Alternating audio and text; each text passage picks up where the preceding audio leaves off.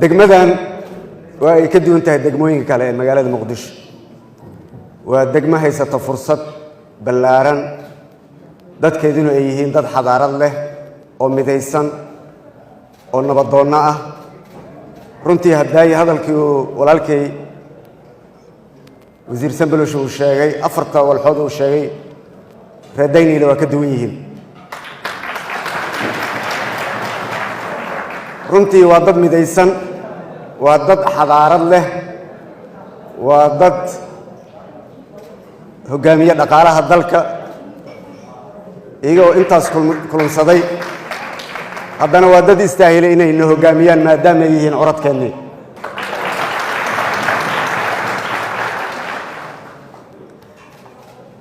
taas haddaan ka gudbo dalka doorasho ayuu aadayaa doorasho haddii la aadayana xaqiiqdii dadka Muqdisho waa halbowlihii dalka iyaga ayaa mas'uuliyadda ugu badan ee dalka ay ku soo dhacaysaa maadaama aan joogno dhammaanteen magaalada madaxdii dalka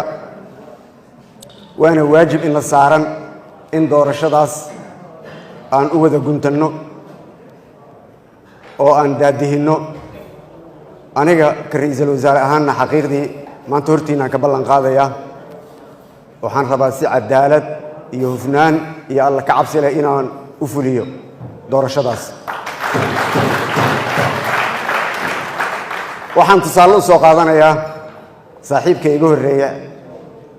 ex ra'iisul wasaare xasan cali khayre oo musharax ah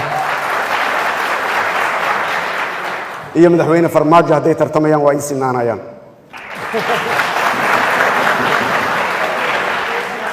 wax dan ah oo gaar ah kama lihi doorashadan cid gooni ah oo aan leeyahay hebel adan ku wataa oo aan ku xaglinayaa ma jirto cadaaladdaas inaan falaa iga rabaa hadduu ilaahay raalli ka noqdo walaalahay musharaxiinta iyaga waxaan leeyahay markastan aan dhihi jiray igu kalsoonaada aniga ayaa idin jooga dambiishaas wixii hore xun oo Sambalosh ku ridayna aan ku wada ridno hore aan uga soconno